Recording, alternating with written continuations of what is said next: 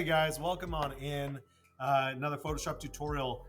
Today what we're going to end up doing is we're going to do what's called a dispersion effect, which honestly it resembles a lot of like Avengers Endgame, the snap. As you can see, I've given you guys a couple different example photos that you can work with just through this tutorial. I'm going to go with this one. I think this kid's got it. So what I'm going to do first is I am going to remove him from the background. So obviously to do that, we want to click our quick selection tool here on the left-hand side. We want to click select subject. And it's going to do its thing. It's probably going to work a little bit quicker in yours. I've got 80 million windows open currently. But select subject, and it looks like it did a pretty good job. It even cut in the hair right there. Just to make sure, I'm going to hit select and mask up top. And you can see everything that's in red is what's currently in my selection. It doesn't look like we're missing a whole lot. Just for fun though, I'm gonna add a little feather to it over here. I'm gonna feather it, it's not gonna do a whole lot, but I'm gonna feather it by 1 pixel. And I think that's good. Let's take a look and see what that looks like. And I'm gonna cut it. I'm gonna hit Control C, Control V. And let's hide that. And you can see that's my image. So over here back in the hair, it's got some yellow that you can still see, but that's not really going to matter for our photo. And I'll show you why here in just a second. So what I'm going to do, I'm going to delete my background. So I have just the layer with the cutout face in it. And I'm going to create a background for this. Now to do that, we've done this once before, but in the bottom right-hand corner, we have the create a new layer, the little box with the little plus in it. What I'm going to do next is I'm going to go over here to the left-hand side, and right here below the eraser tool and above, what is this? What tool are you? The blur tool. I'm going to choose the gradient tool. Okay. Now, gradient tool, if we click on this, we have our basics. We're going to choose the one that's black that goes into white. And I'm going to choose this second option up top. This is our radial gradient. And what I'm going to do is I'm going to click in the middle. I'm going to click and hold, and I'm going to drag all the way past the end of my canvas. Okay. And I'm going to let go. Okay, so it gives me a black circle in the middle going on down to white. I'm gonna flip that. I'm gonna hit Control I on my keyboard. That's I as in indigo. And if I click that, that's gonna do an inverse of that gradient. Let's try it one more time. I think I got too stylish with it.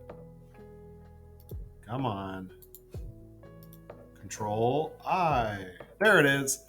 Control I does the trick. So again, what that does for me, it gives me the darker outside background, wider inside. It gives me that vignette look to it. And if you want to at this point in time, if you don't like the way that looks, you can actually do it even further out. If you go just horizontal, it doesn't matter. And then again, Control I. I like that better. That gives me a little bit more gray around the corners there. Okay. So now that I have this, I am going to move my kid's face on top of that background, and there he is. Now the majority of this work is going to be on the back side of his head here. So I'm going to move him forward in this composition right about there, because we're going to be using, I'm going to put him in the middle. We're going to be using this back side here. Okay. All right. So there's our kid. What we want to do is we want to create another layer with that same face. So I'm going to right click on the layer, and I'm going to hit duplicate layer. Same thing if you hit Control C, Control V, it's fine. But I'm going to name this one, I'm going to name it Stretchy. And you'll see why here in just a second. Okay. All right. Now the stretchy layer, I'm going to put it below our normal layer. I'm going to click on my stretchy layer, and I'm going to go up to Filter and Liquify.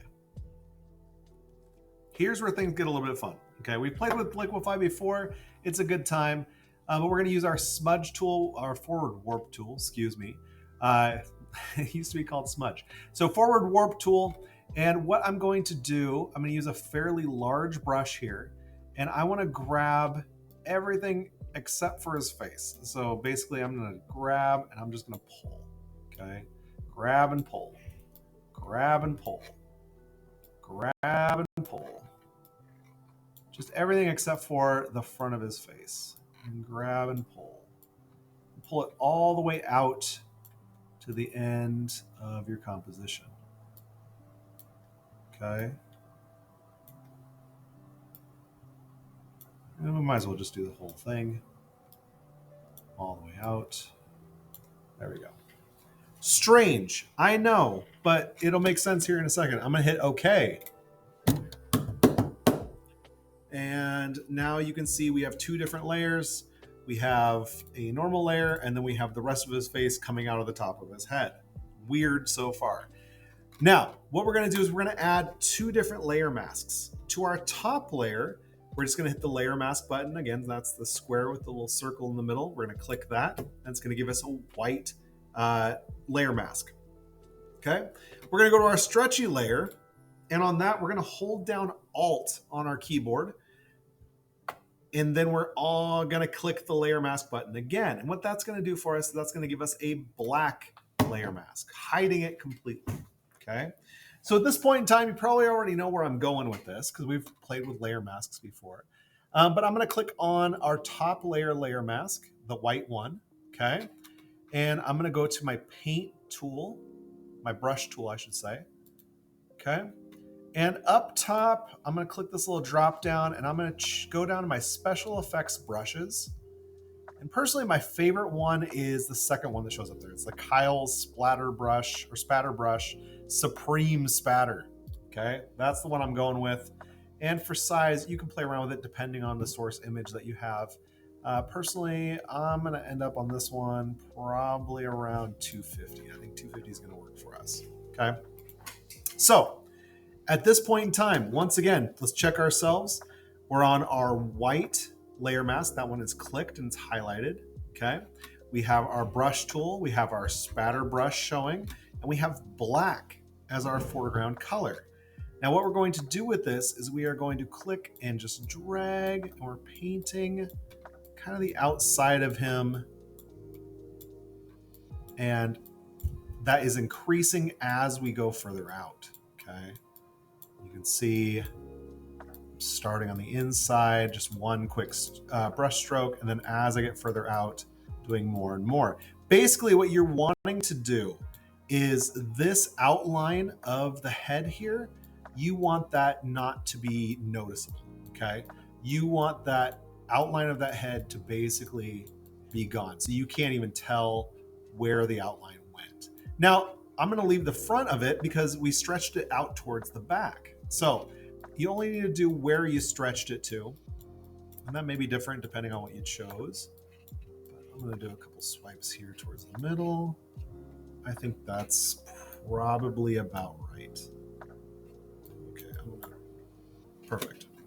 I'm actually going to lose a little bit of that because I know I have more of his face coming out.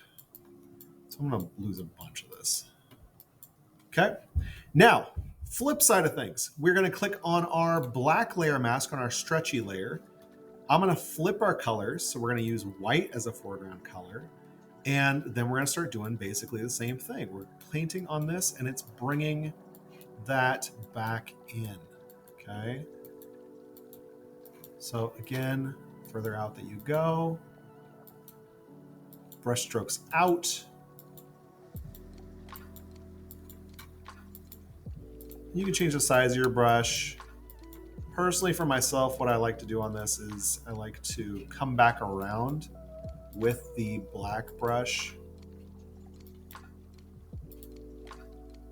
Okay.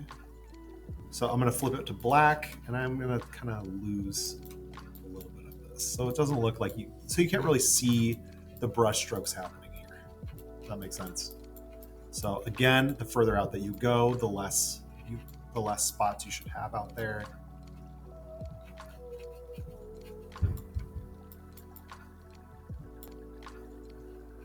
I think that is a good look. I'm going to flip back to my kid layer. And I'm going to paint a little bit of white to bring back some of this that we lost. And flip back to that to bring it back to. Because I have this little area right here that I don't like. I think that's good. So as you can see, as you keep on going, you're having that dissipate. It's dissipating. His body's disappearing from him, basically being snapped out of existence. So what we can do from here is we can add a couple adjustment layers to it. Personally, just like everything that we do, I want that to go on the top layer. So I want it to go above all of my layers. I'm going to bump up my contrast, brightness. I don't need to play with that so much. Vibrance. I'm going to bump up that vibrance, saturation. Maybe turn that down a little bit. It is kind of a grimmer photo, so we don't want as much color to it. And let's see. We could go black and white with it if you wanted to. Personally, I think that looks pretty good. If you wanted to, you could play with curves. We haven't done curves a whole lot.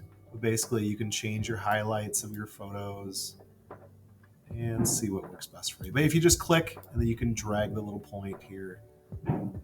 There we go. So there you go. That's our dispersion portrait. I'll save this. I'll turn this into the tutorial section and then create your own. Go out, take some photos, make yourself snap out of existence. So that's all I got for you for today. Hopefully you enjoyed it, and can't wait to see what you come up with.